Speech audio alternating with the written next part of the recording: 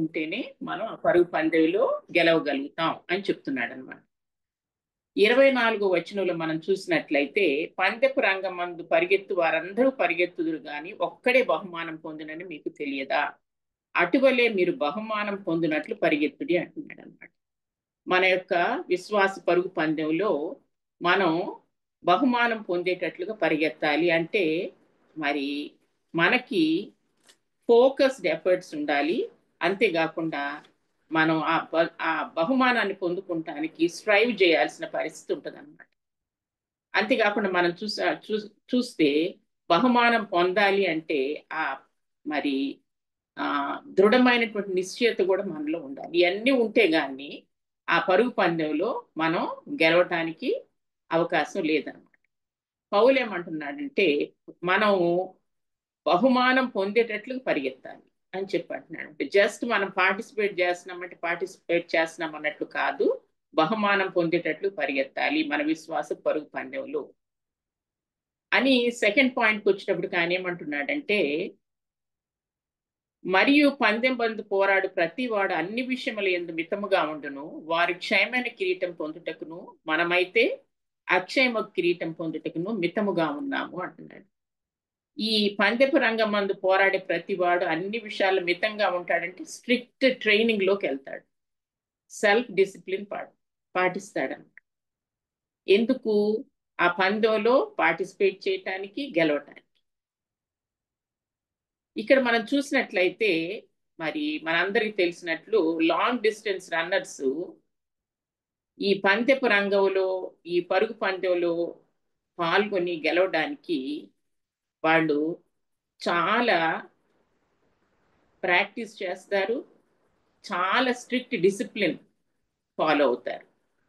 ఎందుకు అనంటే ఆ పందెపు రంగంలో పరిగెత్తాలంటే వాళ్ళకి స్ట్రెంగ్త్ కావాలి, అంతేకాకుండా ఎండ్యూరెన్స్ కావాలి. ఈ రెండు, స్ట్రెంగ్త్ అండ్ ఎండ్యూరెన్స్, ఈ రెండు బిల్డ్ చేసుకోవటానికి వాళ్ళు చాలా హార్డ్ వర్క్ చేస్తారు, స్ట్రిక్ట్ ట్రైనింగ్ తీసుకుంటారు. అంతేకాకుండా ప్రతి దినం వాళ్ళకి ప్రాక్టీస్ ఉంటుంది. ప్రతి దినం వాళ్ళు అనేక మైళ్ళ దూరం పరిగెత్తాలి. తర్వాత వాళ్ళ నిద్ర విషయంలో, ఆహారపు అలవాట్ల విషయంలో అన్నిట్లో కూడా చాలా జాగ్రత్త తీసుకుంటారు. ప్రతిరోజు శరీర వ్యాయామం చేస్తారు.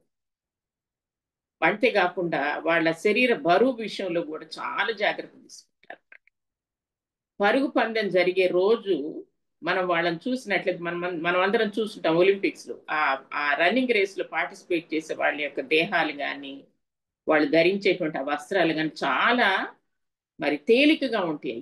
అట్లుంటే గాని వాళ్ళు ఫాస్ట్గా పరిగెత్తలేరు, ఆ బహుమానాన్ని వాళ్ళు గెలవలేరు. ఇక్కడ మనం చూసినట్లయితే ఈ అథ్లెట్స్ పరుగు పందెంలో గెలిచి మెడల్ సాధించడం కోసం అని చెప్పి వాళ్ళ శరీరాలని వాళ్ళు చాలా డిసిప్లిన్ చేస్తారు. ఇది మన ముందు పెడుతున్నాడు అనమాట పౌలు. పెట్టి మన విశ్వాస యాత్రలో, మన విశ్వాస పరుగు పందెంలో మనం కూడా ఒక అథ్లెట్ లాగా ఆత్మీయ క్రమశిక్షణను పాటించి మన ఎదుటి ఉన్నటువంటి ఆ పందెాన్ని పరిగెత్తి గెలవాలి అని చెప్తున్నాడు. ఒక అథ్లెట్ ఎలాగైతే క్రమశిక్షణ పాటిస్తాడో ఆ పందెంలో గెలవటానికి, అలాగే మనం కూడా ఆత్మీయ క్రమశిక్షణ పాటించాలి అని పౌలు హెచ్చరిస్తున్నాడు అనమాట. అంతేకాకుండా ఈ యొక్క పరుగు పందెంలో పాల్గొనేటువంటి వాళ్ళు మరి శరీర సంబంధమైనటువంటి సాధకం చాలా చేస్తారు. శరీర సంబంధమైన సాధకం అంటే అర్థం ఏంటి? ట్రైనింగ్, మరి అంతేకాకుండా ఫిజికల్ ఎక్సర్సైజ్ ఇవన్నీ చేస్తారు. వాళ్ళు ఎంత శరీర సంబంధమైనటువంటి సాధకం వాళ్ళు చేస్తారంటే చాలా కష్టం. మనం అవన్నీ చూడొచ్చు మనం కొన్ని వీడియోస్లో. చాలా స్ట్రిక్ట్ గా ఆ ట్రైనింగ్ లో ఉంటారనమాట. ఎందుకు? వాళ్ళు తమ శరీరాన్ని మరి ఆ పందానికి ఫిట్ అయ్యే రీతిగా వాళ్ళు దాన్ని తయారు చేసుకొని ఆ బహుమానం పొందాలని వాళ్ళు ఆ ప్రయత్నం చేస్తారు, చాలా కష్టపడతారు వాళ్ళు. అయితే విశ్వాసులంగా మన యొక్క ఆత్మీయ లేదా మన యొక్క విశ్వాస పరుగు పందెంలో గెలవాలంటే మనం ఏం చేయాలి అంటే, మనం దైవ భక్తిని సాధన చేయాలి. 1 Timothy 4:8 can you please read Anitha? 1 okay Timothy 4:8, 1 Timothy 4:8. Okay aunty. శరీర సంబంధమైన సాధకము కొంచెము మట్టుకే ప్రయోజనకరమవును, కానీ దైవభక్తి ఇప్పటి జీవము విషయములోను రాబోవు జీవము విషయములోను వాగ్దానముతో కూడినదైనందున అది అన్ని విషయములలో ప్రయోజనకరమవును. For bodily exercise profiteth little, but godliness is profitable unto all things, having promise of the life that now is and of that which is to come. Praise God. Thank you. ఇక్కడ మరి athletes ఏమో శరీర సంబంధమైనటువంటి సాధన చేస్తారు, ఎందుకు? ఆ బహుమానాన్ని గెలవటానికి. మరి విశ్వాసులంగా మనం ఏం సాధన చేయాలంటేనంట దైవ భక్తిని సాధన చేయాలని చెప్తున్నాడు. ఈ దైవ భక్తి అనేది మనం సాధన చేస్తే ఇప్పటి జీవంలోను రాబో జీవం విషయంలోను వాగ్దానములతో కూడినదైనందున అది అన్ని విషయంలో ప్రయోజనకరమగును అని చెప్పాడు. దైవభక్తిని సాధన చేయాలంటే అర్థం ఏంటి? అసలు దైవభక్తి అంటే అర్థం ఏంటి? దైవభక్తిని సాధన చేయటువంటి అర్థం ఏంటి అనేది మనం ఒకసారి ఆలోచించినట్లయితే, ఇందాక నేను చెప్పినట్లుగా వాళ్ళు అథ్లెట్స్ ప్రతి ఉదయం వాళ్ళు అనేక మైళ్ళ దూరం పరిగెత్తాలి, ఫిజికల్ ఎక్సర్సైజ్ చేయాలి. మరి అంతేకాకుండా వాళ్ళ ఆహారపు అలవాట్లో ఎంతో స్ట్రిక్ట్నెస్ ఫాలో అవ్వాలి, నిద్ర విషయంలో కూడా ఎంతో స్ట్రిక్ట్నెస్ ఫాలో అవ్వాలి. ఇవన్నీ చేస్తారు వాళ్ళు, స్ట్రిక్ట్ ట్రైన్. ఇక్కడ దైవభక్తి ఒక విశ్వాసిగా మరి దైవభక్తి సాధన చేయటం అంటే అర్థం ఏంటంటే, మొట్టమొదటిది దైవభక్తిలో ప్రార్థన జీవితం అనేది చాలా ముఖ్యం. ఒక రెగ్యులర్ ప్రేయర్ లైఫ్ ను కలిగి ఉండాలి. విశ్వాసపు పరుగు పందెంలో గెలవాలంటే ఒక రెగ్యులర్ ప్రేయర్ లైఫ్ నువ్వు కలిగి ఉండాలి, ప్రార్థనా జీవితం. మరి మార్కు సువార్త 1:35 యేసు ప్రభువారు ఒక ఎగ్జాంపుల్ సెట్ చేసి చదువుదామా? అది మార్కు సువార్త 1:35. మార్కు 1:35. ఆయన పెందలకడనే లేచి ఇంకను చాలా చీకటి ఉండగానే బయలుదేరి అరణ్య ప్రదేశమునకు వెళ్ళి అక్కడ ప్రార్థన చేయుచుండెను. And in the morning rising up a great while before day he went out and departed into a solitary place and there prayed. Praise God. Thank you. ఇక్కడ చూసినట్లయితే యేసు ప్రభువారు పెందలకడనే లేచి ప్రార్థన చేశారు. అది ఆయనకు ఒక అలవాటు. ఈ రన్నింగ్ రేస్లు పార్టిసిపేట్ చేసే వాళ్ళు రోజు పరిగెత్తాలి, ఒక్కరోజు కూడా ఆపటానికి వీలు లేదనమాట. Every day they need that practice. విశ్వాసులంగా మన విశ్వాస పరుగు పందెంలో మనకు రెగ్యులర్గా మనం చేయాల్సింది ఏంటంటే ప్రార్థన. అది దానియేలు గ్రంథంలో కూడా చూస్తాం కదా, ఒకసారి అది కూడా చదువుదాం. దానియేలు 6:10. Okay aunty.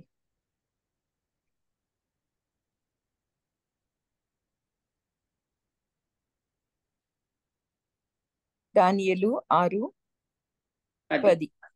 ఇట్టి శాసనము సంతకము చేయబడినని దానియేలు తెలుసుకొనినను అతడు తన ఇంటికి వెళ్ళి యథాప్రకారముగా అనుదినము 3 మోకాళ్ళుని తన ఇంటి పైగది కిటికీలు యెరూషలేము తట్టునకు తెరవబడి ఉండగా తన దేవునికి ప్రార్థన చేయుచు ఆయనను స్తుతించుచు వచ్చెను. చూసారు అక్కడ ప్రతిదినం యథాప్రకారం 3 సార్లు ప్రార్థన చేస్తున్నారు. అది ఆయనకు అలవాటు. ఎంతో చక్కని రెగ్యులర్ ప్రేయర్ లైఫ్ కలిగి మనం ఉండాలన్నమాట. తర్వాత ఇంకోటి ఏంటంటే, అంటే నేనేం చెప్తున్నానంటే దైవభక్తి సాధన చేయటం అంటే ఏంటి? దైవభక్తి includes regular prayer life, number 1. Number 2 ఏంటంటే ప్రతిదినం వాక్యం చదవటం, ధ్యానించడం. కీర్తన 1లో ఏమని ఉంటుంది? దివారాత్రము దాన్ని ధ్యానించువాడు ధన్యుడు అని రాయబడి ఉంటుంది. దేవుని వాక్యం దివారాత్రం ధ్యానించాలి. అది రెండోది. మూడోది ఏంటంటే మరి తోటి విశ్వాసులతో మనం ప్రార్థనా సహవాసాన్ని కలిగి ఉండాలి. హెబ్రీలకు రాసిన పత్రిక 10:25 ఏమంటాడంటే సమాజముగా కూడట మానక ఒకరినొకడు హెచ్చరించుచు అంటాడు. ఎందుకు విశ్వాసులతో ప్రార్థనా సహవాసం కలిగి ఉండాలంటే మన విశ్వాసంలో సన్నగిల్లుతున్నా, మన శ్రమలు అవి ఎదుర్కొంటున్నా వాళ్ళు మనల్ని సపోర్ట్ చేస్తారు, మనకి మరి హెచ్చరిస్తారు, బలపరుస్తారు. మరి 4వది ఏంటనే చూసినట్లయితే ప్రతి ఆదివారం సంఘ సహవాసాన్ని కలిగి ఉంది. 5వది ఏంటనే చూసినట్లయితే సాక్ష్యాన్ని మనం పంచుకోగలిగి ఉంటాం. ఆ రోజు ఏంటని చూసినట్లయితే మరి ఉపవాస ప్రార్థన, మన శరీరాన్ని నలగొట్టుకుంటానికి ఉపవాస ప్రార్థనలు చేయాలి. ఇవన్నీ కూడా దైవభక్తి అనే దాంట్లో ఇంక్లూడ్ అయి ఉన్నాయి. ఇవి మనం సాధన చెయ్యాలి. ఒకరోజు ప్రార్థన చేస్తాను, 4 రోజులు ప్రార్థన చేయను, ఇవాళ వైద్యం వస్తాను, రేపు నాకు టైం ఉన్నప్పుడు అట్లా కాదు. ఒక రెగ్యులర్ టైం పెట్టుకోవాలి. ఎథలెట్ ఎలాగైతే ఉదయాన్నే లేచి ఆ ప్రాక్టీస్ చేస్తున్నాడు, ఎలాగైతే రోజు ఫిజికల్ ఎక్సర్సైజ్ చేస్తున్నాడు, ఎలాగైతే రోజు తన ఆహారపు అలవాట్లను తన జాగ్రత్త కంట్రోల్ చేస్తుంది, అలాగ మనం మన విశ్వాస పరుగు పందెంలో మనం గెలవాలంటే ఈ దైవ భక్తిని సాధన చెయ్యాలి. అట్లాగా మన యొక్క ఆత్మీయ జీవితాన్ని మనం క్రమశిక్షణలో పెట్టుకుంటాం. ఆత్మీయ జీవితాన్ని క్రమశిక్షణలో పెట్టుకుంటేనే ఈ విశ్వాస పరుగు పందెంలో మనం గెలవగలుగుతాం. ఇక్కడ ఈ వాక్యం మనం దైవభక్తి ఒక మాట అని ఉంటుంది. దైవభక్తి ఇప్పటి జీవం విషయంలోను రాబో జీవం విషయంలోను వాగ్దానములతో కూడినదైనందున అని అక్కడ రాయబడింది. ఈ దైవభక్తి అంట ఇప్పటి జీవం విషయంలో అది మనకి ఎంతో మేలుకరం. ఈ లోకంలో మనం జీవించే టైంలో మనం దైవభక్తిని సాధన చేయగలిగితే దేవుడిచ్చేటువంటి వాగ్దానాన్ని మనం స్వతంత్రించుకుంటాం అన్నమాట ఈ లోకంలో ఉండగా. అంతేకాకుండా ఈ దైవభక్తిని సాధన చేయటం ద్వారా మనం రాబోయే లోకానికి కూడా సిద్ధపడతాం. అక్కడ వాగ్దానాలు అక్కడ దేవుడు చెప్పిన ఆ వాగ్దానాలు కూడా పొందుకుంటాం. అందుకని ఎంత చక్కగా పౌలు అంటున్నాడంటే దైవభక్తి ఇప్పటి జీవం విషయంలోను రాబో జీవం విషయంలోను వాగ్దానములతో కూడినదైనందున అన్ని విషయముల ప్రయోజనకరం, మనకి ఎంతో ప్రయోజనకరం ఈ దైవభక్తిని మనం ప్రాక్టీస్ చేసినట్లయితే. కొన్ని దీనికి కొన్ని ఉదాహరణలు నేను చెప్తాను. అంటే ఎలాగ దైవభక్తి వాగ్దానాలతో కూడిందై ఉంటది ఈ లోకంలో అనేది కొన్ని చూద్దాము. మరి సామెతలు 3:1 ఏమని ఉంటుందంటే దేవుని ఉపదేశములను మరువక ఆయన ఆజ్ఞలను హృదయపూర్వకముగా గైకుంటే మనకు దేవుడిస్తున్న వాగ్దానం ఏంటంటే దీర్ఘాయువు, సుఖజీవనముతో గడిచే సంవత్సరాలు, శాంతి ఇస్తాడంట దేవుడు. మనం కానీ దేవుని ఉపదేశాలు మరవకుండా ఆయన ఆజ్ఞలను హృదయపూర్వకంగా గైకోవటం అనే దాన్ని మనం ప్రాక్టీస్ చేయగలిగితే ఈ లోకంలో ఉండగా, అంటే దైవభక్తిని మనం సాధన చేస్తున్నాం. అప్పుడు దేవుడిచ్చిన ఇస్తున్న వాగ్దానం ఏంటి? నువ్వు అది కానీ చేస్తే నేను నీకు దీర్ఘాయువు ఇస్తాను, సుఖ జీవనంతో గడిచే సంవత్సరాలు ఇస్తాను, శాంతిని నీకు ఇస్తాను అంటున్నాడు దేవుడు. తర్వాత ఇంకొకటి ఏమని ఉంటుందంటే మరి దయను సత్యమును ఎన్నడూ నిన్ను విడిచిపోని, ఇది ప్రావర్బ్స్ 3:3 ఉంటుంది. అప్పుడు నీకు దేవుడిచ్చే వాగ్దానం ఏంటంటే దేవుని దృష్టి ఎందును మానవుల దృష్టి ఎందును దయనుంది మంచివాడు అనిపించు. అది నీకు దేవుడు ఇస్తున్నటువంటి వాగ్దానం. తర్వాత 7వ వచనంలో మనం చూసినట్లయితే అది ప్రావర్బ్స్ 3:7 యెహోవా యందు భయభక్తులు కలిగి చెడుతనమును విడిచిపెట్టు, నీ దేహమునకు ఆరోగ్యము, నీ ఎముకలకు సత్తువు కలుగుతుంది. ఇది ప్రాక్టీస్ అన్నమాట. యెహోవా యందు భయభక్తులు కలిగి ఉండటం ప్రాక్టీస్ చేయాలి, చెడుతనాన్ని విడిచిపెట్టాలి. అప్పుడు దేవుడిస్తున్న వాగ్దానం ఏంటి? నీ దేహానికి ఆరోగ్యం ఇస్తాను, నీ ఎముకలకు సత్తువు ఇస్తాను. ఇలాగా ఏంటంటే దైవభక్తిని మనం కానీ సాధన చేస్తే మనకి ఈ లోకంలో మన రాబోయే లోకంలో కూడా ఇది మరి వాగ్దానాలతో కూడింది అయినది ఎంతో మనకు మరి ప్రయోజనకరం అవుతుంది అని చెప్పి పౌలు చెప్తున్నాడు. కాబట్టి విశ్వాసులంగా మన పరుగు పందెంలో మనం బహుమానం పొందుకోవాలంటే దైవభక్తి సాధన చేయాలి. నెంబర్ 1. నెంబర్ 2 ఏంటంటే విశ్వాస పరుగు పందెంలో మన దృష్టిని మరల్చి మన పరుగును స్లో డౌన్ చేసేది ఏదైనా కూడా దాన్ని విడిచిపెట్టేయాలని. మన విశ్వాస పరుగు పందెంలో మన దృష్టిని మరల్చి ఆ పరుగు పందెంలో పరిగెత్తకుండా, మనకు ఒక ట్రాక్ ఉంటుంది కానీ మనం చూస్తాం కదా ట్రాక్ ఫీల్డ్, అందులోనే వెళ్ళాలి. మనం పక్కకి వెళ్ళామంటే డిస్క్వాలిఫై అయిపోతుంది. విశ్వాస పరుగు పందెంలో మన దృష్టిని మరల్చి మన పరుగును స్లో డౌన్ చేసేది దేన్నైనా కూడా మనం విడిచిపెట్టాలి. మన దృష్టిని మరల్చేది ఏంటి? ఈ లోక ఆకర్షణలు. ఇంకా మన దృష్టిని మరల్చేది ఏంటి? మన అడిక్షన్స్ అంటే అర్థం ఏంటి? అది లేనిదే మనం బ్రతకలేము అనుకుంటాం అనమాట. కొన్ని సెల్ ఫోన్ లేకపోతే ఏదైనా ప్రోగ్రామ్స్ చూడటం,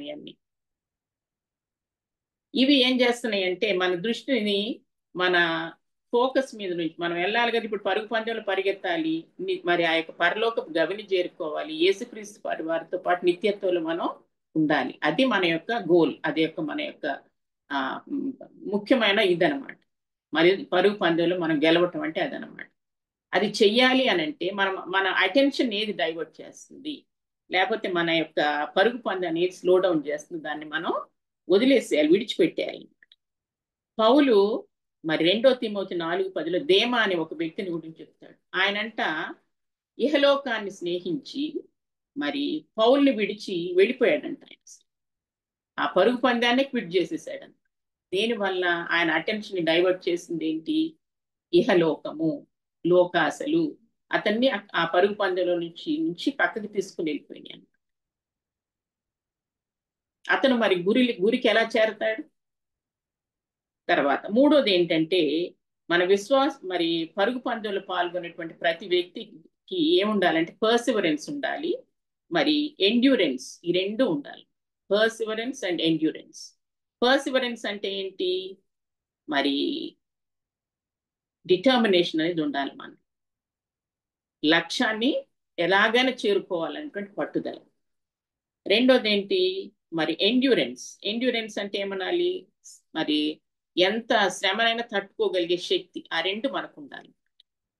ఆ రెండు మనకు ఉన్నట్లయితే మనం ముందుకెళ్ళిపోగలుగుతాం మన పరుగు పందెంలో. తప్పకుండా మన విశ్వాసపు పరుగు పందెంలో మనం శ్రమల్ని ఎదుర్కొంటాం, మనం కష్టాలను ఎదుర్కొంటాం. కానీ వాటన్నిటిని తట్టుకొని మనం ఈ మన లక్ష్యాన్ని చూస్తూ మనం ఏం చేయాలి? ముందుకు పరిగెత్తి వెళ్ళిపోవాలన్నమాట. ఈ ఎండ్యూరెన్స్ కోసము, ఈ పర్సివరెన్స్ కోసం మనం ప్రార్థనలో చాలా సమయం గడపగలిగిన వాళ్ళంగా ఉండాలన్నమాట. వాక్యాన్ని ధ్యానించే వాళ్ళంగా ఉండాలి. తర్వాత మనం చూసినట్లయితే మరి ఒక అథ్లెట్ ఈ పరుగు పందెంలో పార్టిసిపేట్ చేసి ఆయన మరి ఆ పరుగు పందెంలో తప్పకుండా గెలవటానికి తాను డిసిప్లిన్ చేసుకుంటాడని చెప్పాను కదా. ఆ డిసిప్లిన్ లో ఒక భాగం ఏంటంటే తన ఆహారపు అలవాట్లను చాలా జాగ్రత్తగా చూసుకుంటాడు. తన యొక్క నిద్రపోయే సమయాన్ని కూడా చాలా జాగ్రత్తగా డిసిప్లిన్ చేస్తాడు. ఈ రెండు అంటే మనం ఏం చేయాలి? విశ్వాసంగా మనం కూడా ఏం చేయాలంటే మన విశ్వాస పరుగు పందెంలో ముందుకు వెళ్ళాలి అంటే మన యొక్క డిజైర్స్ ని కంట్రోల్ చేయాలన్నమాట. మన డిజైర్స్ మనం కంట్రోల్ చేసే వాళ్ళంగా ఉండాలి. పౌలు ఏమంటున్నాడంటే నా శరీరాన్ని నలగొట్టి లోబరుచుకుంటున్నాను. మనం ఇశ్రాయేలీలు చూసినట్లయితే వాళ్ళు వాగ్దాన దేశం వైపు వెళ్తున్నారు. అది వాళ్ళ యొక్క ప్రయాణం ఒక పరుగు పందెంతో మనం పోల్చినట్లయితే వాళ్ళు వాగ్దాన దేశం వైపు వెళ్తున్నారు. వాళ్ళ యొక్క విన్నింగ్ పోస్ట్ ఏంటంటే వాగ్దాన దేశం. ఆ ఫినిష్ లైన్ అదనమాట, అక్కడికి వెళ్ళాలి. అయితే వాళ్ళ దారిలో ఒకరోజు వాళ్ళు ఐగుప్తుని జ్ఞాపకం చేసుకుంటున్నారు. దేనికోసం? మాంసం కోసం. మాంసాపేక్ష వచ్చేసింది వాళ్ళలో. వచ్చేసి వాళ్ళు మనం ఐగుప్తులు అది తిన్నాం కదా, ఇది తిన్నాం కదా అని చెప్పి ఆ యొక్క ఆహారం కోసం వాళ్ళ గుడారాల ముందు కూర్చొని ఏడుస్తున్నారు. మేము ఐగుప్తుకి వెళ్తే బాగుండు అనుకుంటున్నారు, అంటే అక్కడ మాకు గోల్డ్ అని ఆహారం దొరికింది అనుకుంటున్నారు. అంటే వీళ్ళు వాళ్ళ యొక్క ఎందుకు వాళ్ళు వెళ్తున్నారు, వాళ్ళ ప్రయాణానికి ఏంటి కారణం, వాళ్ళు వాగ్దాన దేశం చేరుకోబోతున్నారు అనేది మర్చిపోయి వాళ్ళ అటెన్షన్ దేని వైపు వెళ్ళిపోయిందంటే ఆహారం వైపు వెళ్ళిపోయింది. దేవుడు వాళ్ళని శిక్షించాడు. ఎంతో మంది చనిపోయారు, వాళ్ళు వాగ్దాన దేశాన్ని చేరుకోలేకపోయారు. కాబట్టి మన డిజైర్స్, మన ఈవిల్ డిజైర్స్ చాలా వరకు అవి ఈవిల్ డిజైర్స్, దేవునికి అంగీకారమైన. మంచి desires that is a different. ఆ ఈవిల్ డిజైర్స్ మనల్ని పరుగు పందెంలో ముందుకు వెళ్లకుండా మనల్ని అబ్స్ట్రక్ట్ చేస్తాను. వాటిని మనం విడిచిపెట్టేసేయాలి. మన యాక్షన్స్ ఎలా ఉంటున్నాయో చూసుకోగలిగి ఉండాలి. తర్వాత నెక్స్ట్ ఏంటంటే మరి మన ఎదుట ఉంచబడినటువంటి పందెంలు మనం బహుమానం పొందేటట్లు పరిగెత్తాలంటే మన వేగాన్ని తగ్గించేటువంటి అధిక బరువులు ఏముంటే వాటిని తొలగించేసుకోవాలి. మనం వీపు మీద ఒక బ్యాగ్ వేసుకొని పరిగెత్తగలుగుతామా? పరిగెత్తుతాం, కానీ ఫాస్ట్గా పరిగెత్తలేం. మన బాడీ వెయిట్ ఎక్కువ ఉందనుకోండి, మనం పరిగెత్తగలుగుతామా? పరిగెత్తలేం, చాలా నెమ్మదిగా పరిగెత్తు. అందుకని రన్నింగ్ రేస్లో పార్టిసిపేట్ చేసే వాళ్ళకి ఒక పర్టికులర్ బాడీ వెయిట్ ఉండాలి. అది లేకపోతే వాళ్ళు డిస్క్వాలిఫై అయిపోతారు, ఎక్కువ ఉంటే డిస్క్వాలిఫై అయిపోతారు అంతే. కాబట్టి మన విశ్వాస పరుగు పందెంలో మనల్ని మన యొక్క వేగాన్ని తగ్గించేటువంటి ఏ బరువైన దాన్ని మనం పక్కన పడేసేయాలి, తీసేసేయాలి. బరువు అనగానే మనకేం గుర్తొస్తుందంటే పాప భారం అనేది గుర్తొస్తుంది. Okay, that is one thing. విశ్వాసులంగా మనం కొన్ని విషయాల్లో ఇంకా మనం బలహీనులుగానే ఉంటాం. ఆ పాపాలను వదిలిపెట్టలేని వాళ్ళంగా ఉంటాం.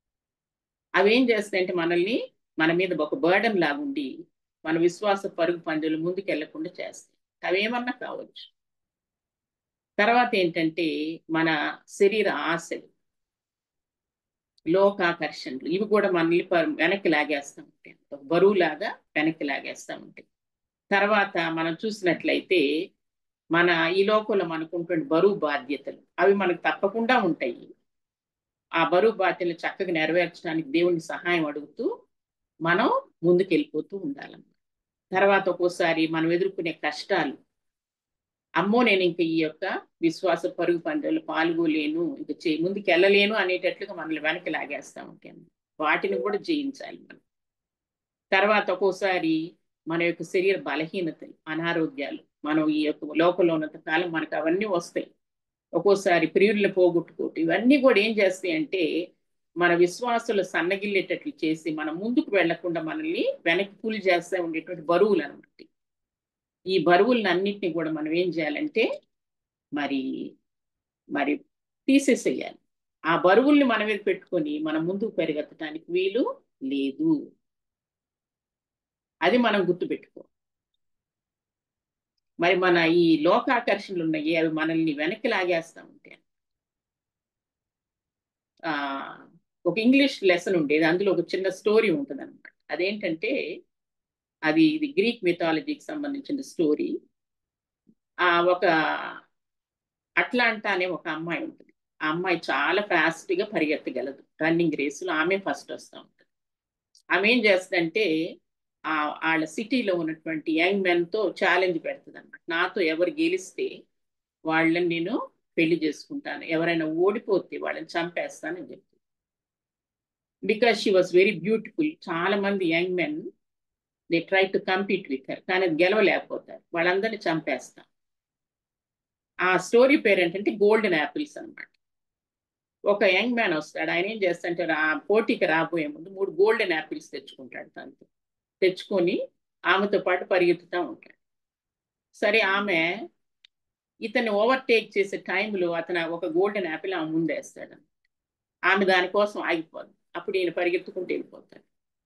Second time she tries to overtake him. అప్పుడు కూడా ఒక గోల్డెన్ యాపిల్ వేస్తాడు. ఆగిపోయి దాన్ని తీసుకోబోదు, దీన్ని పరిగెత్తుకుని వెళ్ళిపోతాడు. They both came very close to winning post. అప్పుడు when she was about to overtake him, అతను మళ్ళా థర్డ్ గోల్డెన్ యాపిల్ వేస్తాడు. ఆమె దానికోసం అవుద్ది, ఇతను గెలుస్తాడు. అంటే ఇక్కడ ఆ స్టోరీ ఎందుకు రాశారంటే ఆమె అటెన్షన్ డైవర్ట్ అవ్వటం వల్ల, లక్ష్యం మీద ఆమె దృష్టి పెట్టకపోవటం వల్ల ఏమైంది, ఆమె ఓడిపోయింది. మన విశ్వాస పరుగు పందెంలో మనం ముందుకు వెళ్లకుండా ఏ ఆకర్షణలు మనకు వెనక్కి లాగుతున్నాయి లేదా మన అటెన్షన్ డైవర్ట్ చేస్తున్నాయి, అది మనం జాగ్రత్తగా చూసుకొని మనల్ని మనం డిసిప్లిన్ చేసుకోవాలి. అథ్లెట్కి డిసిప్లిన్, రెగ్యులర్ ఎక్సర్సైజ్, సాధన అనేవి ఎంత ముఖ్యమో విశ్వాసికి కూడా అవన్నీ చాలా ముఖ్యం. అందుకని వాళ్ళని చూపిస్తున్నారు అనమాట పౌలు. మనకు వాళ్ళని చూపించి మన విశ్వాస యాత్రలో మనం ఎంతో జాగ్రత్తగా మన ముందున్న పందాన్ని పరిగెత్తాలి. మనము ఏ కిరీటాన్ని పొందుకోవాలంటున్నాడు, మరి అక్షయమైన కిరీటం. మరి వాళ్ళు క్షయమైన కిరీటం పొందుకుంటానే అంత తమను తాము వాళ్ళు డిసిప్లిన్ చేసుకుంటుంటే అక్షయమైన కిరీటాన్ని సంపాదించడానికి మనం ఇంకెంతగా మన యొక్క ఆత్మీయ జీవితాన్ని డిసిప్లిన్ చేసుకోవాలి, జాగ్రత్త అని వాళ్ళని చూసి చెప్తున్నాడు. పౌలు ఎంత చక్కగా అంటున్నాడంటే మరి మరి నా శరీరాన్ని ఏమంటే గాలిని కొట్టినట్లు నేను పోట్లాడొట్టలేదు కానీ, అంటే ఎయిమ్లెస్గా నేను పరిగెత్తట్లా అంటున్నాడు. అంతేకాకుండా ఇంకేమంటున్నాడంటే ఇతరుల గురి చూడని వాని వల్లే నేను పరిగెత్తట్లా, గాలిని కొట్టినట్టు కొట్టట్లా. నేను ఈ పరుగు పందెంలో ఎక్కడ డిస్క్వాలిఫై అయిపోతానేమోనని నా శరీరాన్ని అలగొట్టుకొని లోబరుస్తున్నాను అంటున్నాడు. మన శరీర ఆశలే మనల్ని ముందుకు వెళ్లకుండా చేస్తాయి. అందుకని పౌలు అంటాడనమాట, ఏమంటాడంటే గలతీలు రాసిన పత్రికలో మరి మీ ఆత్మ చేత శరీర క్రియల్ని చంపేయాలి అంటాడు. ఆత్మ చేత శరీర క్రియల్ని చంపేయాలంట. శరీరాన్ని ఎప్పుడైతే నలగొట్టి లోబరుచుకుంటామో అప్పుడు వీ కెన్ విన్. అది మనం చేయగలం ఎప్పుడు దైవభక్తిని సాధన చేసి అని చెప్తున్నాడు. ఇవన్నీ చెప్పిన తర్వాత పౌలు ఏమంటున్నాడంటే మరి మనం ఒక్కళ్ళమే ఈ విశ్వాస పరుగు పందెంలో పరిగెత్తట్ల, మనతో చాలా మంది పరిగెత్తుతున్నారు. మనకంటే ముందు ఎంతో మంది ఈ యొక్క పరుగు పందాన్నిలో వాళ్ళు పాల్గొని ఆ పరుగును వాళ్ళు తుదముట్టించేశారు. వాళ్ళని మనం చూడాలి అని కూడా చెప్తున్నాడు అనమాట. అది ఎక్కడ చెప్తాడంటే హెబ్రీలకు రాసిన పత్రిక 12:1. ఎవరన్నా చదువుతారా? హెబ్రీ 12:1. హెబ్రీ 12:1.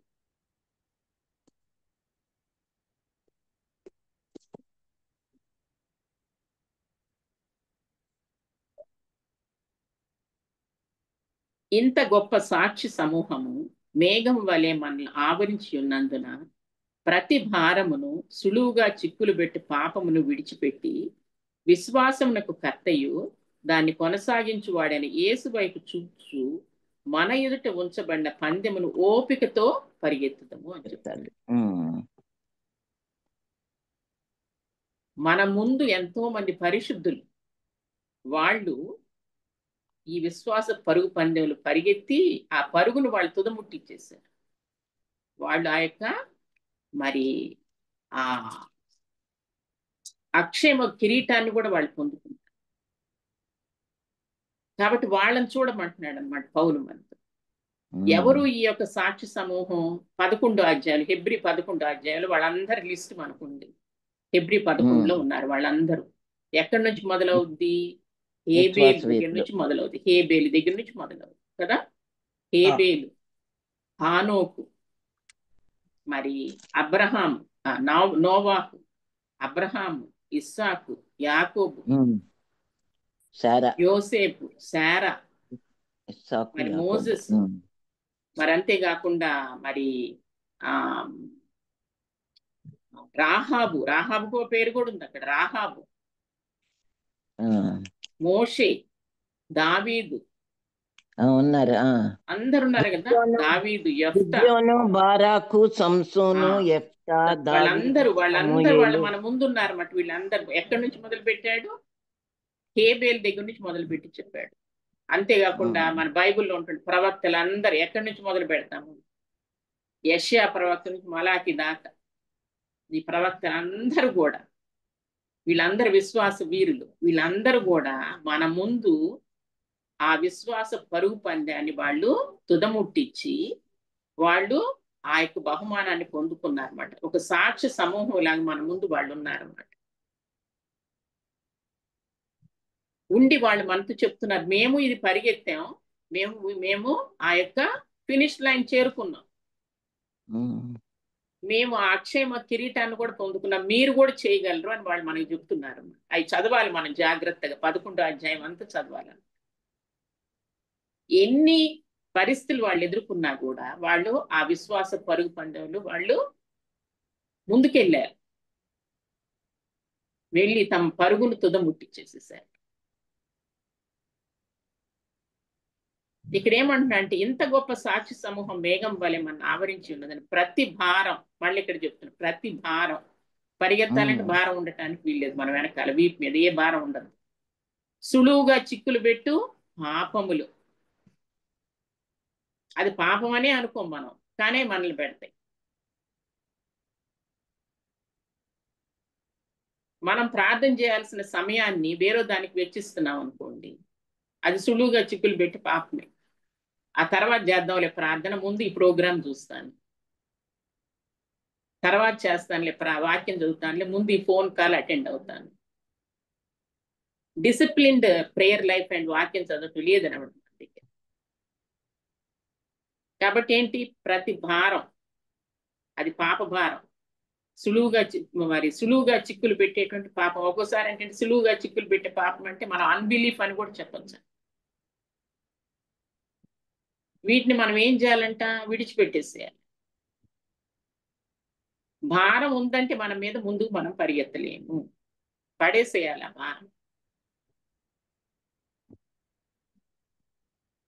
పిలిగ్రిమ్స్ ప్రోగ్రెస్ చదువుంటారు కదా బుక్. అందులో ఆయన ముందుకు వెళ్తా ఉన్నప్పుడు వీటి మీద పెద్ద భారం ఉంటుంది. ఆయన వీటి మీద ఏంటది? పాప భారం. సిలువు దగ్గరికి వెళ్ళాలి. ఆయన సిలువు దగ్గరికి వెళ్ళాలి. మరి ఎక్కుతా ఉంటాడు ఆ మౌంటైన్. చాలా కష్టమైపోతా ఉంటుంది. ఎప్పుడైతే అది ఊడి పడిపోద్దో అప్పుడు ఆయన పరిగెత్తుకొని సిలువను హత్తుకుంటాడు అన్నమాట. ఆ భారాల్ని మనం విడిచిపెట్టేసేయాలంట. విడిచిపెట్టేసి ఏం చెప్తున్నాడంటే, విశ్వాసమునకు కర్తయు దాన్ని కొనసాగించు వాడని ఎవరి వైపు చూడాలి? యేసయ్య వైపు చూడాలి. యేసయ్య అంటే తన ఎదుట ఉంచబడిన ఆనందము కొరకు అవమానాన్ని నిర్లక్ష్య పెట్టాడు. సిలువను సహించాడంట. అక్కడ ఉంటుంది చూడండి 12వ అధ్యాయం, హెబ్రీలకు రాసిన పత్రిక 12వ అధ్యాయం 3వ వచనం ఆ భాగంలో ఉంటుంది చూడండి. విశ్వాసం కర్తయు దాన్ని కొనసాగించువాడైనా యేసు వైపు చూచు మన ఎదుట ఉంచబడిన పందాన్ని ఎట్లా పరిగెత్తాలంట? ఓపికతో పరిగెత్తాలి. ఓపిక ఉండాలి. ఓపిక లేకపోతే ఏమవుద్దంటే ఏమనుకుంటామంటే, అమ్మో నేను ఇంక పరిగెత్తలేను అని కూర్చుంటాం అనమాట. ఇంకంతే. ఆ ఓపిక అనేది మనకి చాలా అవసరం. మన ముందు మరి ఆ పరుగు పందాన్ని తుదముట్టించినటువంటి పరిశుద్ధులందరినీ మనం చూస్తూ ఉండాలి. యేసయ్యని గురిగా పెట్టుకోవాలి. ఓపికతో పరుగు పందాన్ని పరిగెత్తాలి. పరిగెత్తితే అప్పుడు మనం ఆ యొక్క ఫినిష్డ్ లైన్ చేరుకోగలుగుతాం. అంతేకాకుండా మనం ఆ యొక్క మరి అక్షయమైనటువంటి బహుమానాన్ని, ఆ అక్షయమైన కిరీటాన్ని మనం పొందుకోగలుగుతాం. మరి పౌలు ఫిలిప్పీలకు రాసిన పత్రిక 3:12 ఆయన ఏమంటాడంటే, నేను దేని నిమిత్తం క్రీస్తు చేత పట్టబడితేనో దాన్ని పట్టుకొన వల్లని పరిగెత్తుతున్నాను అంటున్నాడు. యేసయ్య నన్ను ఎందుకు పట్టుకున్నాడు? అది పట్టుకోవాలని నేను పరిగెత్తుతున్నాను. యేసయ్య మనలందరినీ ఎందుకు తన స్వరక్తం ఇచ్చుకొని రక్షించుకున్నాడు? ఎందుకు చెప్పండి, మీరేమనుకుంటున్నారు? నేను ఇక్కడ ఏమంటున్నా అంటే పౌలు, నేను దేని నిమిత్తం క్రీస్తు చేత పట్టబడితేనో. పౌల్ని దేవుడు ఎందుకు పట్టుకున్నాడు?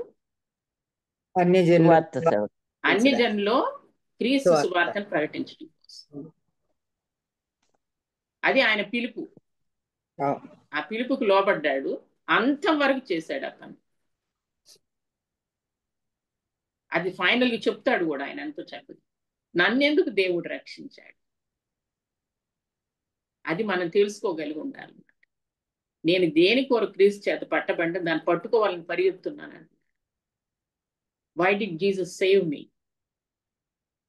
అది మనకు తెలిసి ఉండాలి. ఇంకేమంటే, సహోదరులారా, నేను ఇదివరకే పట్టుకొని ఉన్నానని తలంచుకొను. అయితే ఒకటి చేయుచున్నాను, వెనకున్నవి మరచి ముందున్న వాటి కొరకే వేగిర పడుచున్నాను. మన వెనకాల ఎన్నో ఫెయిల్యూర్స్ ఉండొచ్చు, మనం ఎన్నో ఫాల్ షాట్ అయిపోయి ఉండొచ్చు. ఇక మర్చిపోవాలి. నీ పరుగు పందాన్ని మాత్రం ముందుకి కొనసాగించాలి అని ఏమన్నాడంటే, క్రీస్తు యేసునందు దేవుని ఉన్నతమైన పిలుపుకు కలుగు బహుమానం పొందవల్లని గురి యొద్దకే పరిగెత్తుతున్నాను. మన గురిని ఎప్పుడు కూడా మనం మర్చిపోకూడదు. మన గురి ఏంటంటే పరలోకపు గవిని చేరుకోవాలి. యేసు క్రీస్తు ప్రభుతో నిత్యత్వంలో సదాకాలం ఉండాలి. అది మన గురి అన్నమాట. నిత్యత్వాన్ని దృష్టిలో పెట్టుకుని లోకంలో మనం పరిగెత్తాలి. అది చెప్తున్నాడు అన్నమాట. మరి క్రీస్తు యేసునందు దేవుని ఆ పిలుపు, మనల్ని పిలిచిన పిలుపు చాలా ఉన్నతమైంది అంటున్నాడు. సాదాసీదా పిలుపు కాదు అది అంటున్నాడు. ఆ ఉన్నతమైన పిలుపును మన చుట్టూ ఎంతో మంది రక్షింపబడిన వాళ్ళు ఉన్నారు. మనల్ని రక్షించాడు ఆయన కదా. ఎంతమంది దేవుని ఎరిగిన వాళ్ళు ఉన్నారు. చర్చెస్ లో కూడా ఎంతమంది రక్షణ అనుభవం లేని వాళ్ళు. కానీ క్రీస్తును మన సొంత రక్షకునిగా ప్రభువుగా అంగీకరించేటువంటి అద్భుతమైనటువంటి కృప ఆయన మనకి పాయింట్ ఇచ్చాడు. వేడి నీళ్ళు వస్తాయి.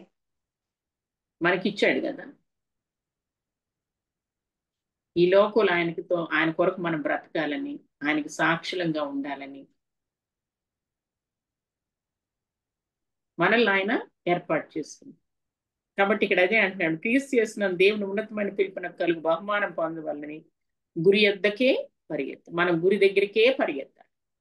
అటు ఇటు చూడటానికి వీలు లేదు. ఇందాక చెప్పినట్లు మన అటెన్షన్ని డైవర్ట్ చేసే వాటిని, మన యొక్క వేగాన్ని తగ్గించే వాటిని మనం పక్కనకి పడేసేసి, తర్వాత పౌలు ఫైనల్గా ఒక మాట చెప్తున్నాడు. అది చాలా చక్కని మాట. అది 2 తిమోతి 4:7 మనందరికీ తెలిసినటువంటి కంటత వాక్యం. ఇది ఏంటది? నా పరుగు కడముట్టించాను అని అంటున్నాడు. ఇంకా ఆయన నేను ఈ లోకం విడిచిపెట్టాల్సి వస్తుందని తిమోతితో చెప్తూ, ఈ లోకాన్ని నేను విడిచిపెట్టే గడి వచ్చేసింది అని తిమోతికి చెప్తూ ఎంత కాన్ఫిడెంట్ గా ఆయన అంటున్నాడంటే, మంచి పోరాటం నా పరుగు కడముట్టి ఇచ్చేసాను. ఇంకేం చెప్తున్నాడంటే, నా విశ్వాసాన్ని కాపాడుకున్నాను. ఇవన్నీ మనం చేయాల్సిన పనులు అన్నమాట. నా పరుగు కడముట్టించాను, నా విశ్వాసాన్ని కాపాడుకున్నాను. ఎంత చక్కగా కాన్ఫిడెంట్ చెప్తున్నాడు ఈ మాట. మనం కూడా అలా చెప్పాలని ప్రభు కోరుకుంటాడు. మనం ఇంకా సమయం సమీపించినప్పుడు మనం అట్లా చెప్పగలిగి ఉండాలి. ఎప్పుడు చెప్పగలుగుతామంటే ప్రతి దినం ఆ దైవభక్తిని ప్రాక్టీస్ చేస్తూ ముందుకెళ్తూ ఉన్నప్పుడు చెప్పగలం. సో ఇక్కడ ఏమనుందంటే, నా పరుగు కడముట్టించి నా విశ్వాసాన్ని కాపాడుకున్నాను అని ఇంకేం చెప్పాడంటే, ఇక మీదట నా కొరకు నీతి కిరీటం ఉంచబడి ఉన్నది అని చెప్తున్నాడు చక్కగా. సో కాన్ఫిడెంట్ ఆయన. ఇక మీదట నా కొరకు నీతి కిరీటం ఉంచబడి ఉన్నది అని ఏమంటున్నాడంటే, ఆ దినమందు నీతి గల న్యాయాధిపతి అయిన ప్రభువు అది నాకు ఒక్కడికే కాదు ఇంకెవరికి కూడా ఇస్తాడంటున్నాడంటే, నాకు మాత్రమే కాకుండా తన ప్రత్యక్షతను అపేక్షించి వారందరికీ అనుగ్రహిస్తాడండి. ఎంత చక్కగా చెప్తున్నాడు అన్నమాట పౌలు మాట. తన పరుగు కడముట్టించేశాడు, తన విశ్వాసాన్ని కాపాడుకున్నాడు, తనకు నీతి కిరీటం ఉందనేటువంటి ఆ యొక్క విశ్వాసంతో ఉన్నాడన్నమాట. అదే కాకుండా ఏమంటున్నాడు, నాకు మాత్రమే కాదు క్రీస్తు యొక్క ప్రత్యక్షత, ఆయన మళ్ళా 2వ రాకడలో ప్రత్యక్షం అవబోతున్నాడు కదా, ఆ ప్రత్యక్షను అర్పించే వాళ్ళందరికీ కూడా ఆయన నీతి కిరీటాన్ని అనుగ్రహిస్తాడు అని చక్కగా ఆయన ఎంతో కాన్ఫిడెంట్గా చెప్తున్నాడు. ఇవాళ దేవుడు మనతో ఏం మాట్లాడుతున్నాడంటే, మనము మన ఎదుట ఉంచబడినటువంటి విశ్వాసపు పరుగును బహుమానం పొందేటట్లు పరిగెత్తు. దాని కొరకు మనకు దృఢ నిశ్చయత అనేది ఉండాలి, ఫర్మ్ డిటర్మినేషన్ ఉండాలి, ఫోకస్డ్ ఎఫర్ట్ కూడా మనం పెట్టాలి. ప్రభువు నా ఎదుటించిన పందాన్ని నేను పరిగెత్తి బహుమానం పొందుకుంటాను. రెండోది ఏం చెప్తున్నాడంటే, మరి మనం ఈ పరుగు పందెంలో గెలవాలి అంటే అన్ని విషయాల్లో మనం సెల్ఫ్ డిసిప్లిన్ పాటించాలి. అంతేకాకుండా దైవభక్తిని సాధన చేయాలి. మన పరుగు పందాన్ని డైవర్ట్ చేసే వాటన్నిటినీ ప్రక్కన పడేసేసే మనలో పర్సివరెన్స్ ఉండాలి, ఎండ్యూరెన్స్ ఉండాలి, ఓపికతో పరిగెత్తాలి పరుగు పందెం. మూడోది ఏంటంటే, మనకు ఒక గురి ఉంది కదా, ఏంటి ఆ గురి దగ్గరికి పరిగెత్తాలి, అటు ఇటుగా ఆ పరలోకపు గవిని చేరుకొని క్రీస్తు ప్రభువుతో నిత్యత్వంలో సదా ఆయనతో ఉండటం అనేది మన గురి అన్నమాట. దాని కొరకు మన శరీరం ఎక్కడన్నా మనల్ని వెనక్కి లాగుతుంటే దాన్ని నలగొట్టి లోపరుచుకోవాలి. పౌలులాగా మనం కూడా చెప్పగలగాలి, నేను మంచి పోరాటం పోరాడాను, నా పరుగు కడముట్టించాను, నా విశ్వాసాన్ని కాపాడుకున్నానని చెప్పగలిగాను. ఈ పరుగు పందెంలో క్రీస్తు ప్రభువే మన యొక్క విశ్వాసానికి కర్త, దాన్ని కొనసాగించాడు. ఆయన వైపే మనం చూడాలి, ఇంకెటువైపు చూడటానికి వీల్లేదు. ఎంతో గొప్ప సాక్షి సమూహం మన ముందుంది. వాళ్ళు మనకి సోర్స్ ఆఫ్ ఎంకరేజ్మెంట్ ఉన్నారన్నమాట. ఆ వాక్యాలు చదువుకుంటూ మనం శక్తి పొందుకోవాలి. డిసిప్లిన్ ప్రేయర్ లైఫ్, దివారాత్రం దేవుని వాక్యాన్ని ధ్యానించటం, తోటి విశ్వాసులతో సహవాసం, సంఘ సహవాసం, విశ్వాసాన్ని ప్రతి విషయంలో ఎక్సర్సైజ్ చేయటం, ఇవన్నీ కూడా మనం మరి సాధన చేయగలిగిన వాళ్ళంగా ఉంటే తప్పకుండా ఆ పరుగు పందెంలో మనము ఆ యొక్క ఫినిష్ లైన్ చేరుకొని దేవుని స్తుతించగలుగుతాం. అలా ఉండటానికి దేవుడు మనందరికీ సహాయం చేయనుగాక. ఆమేన్. మమ్మల్ని మిక్కిలిగా ప్రేమి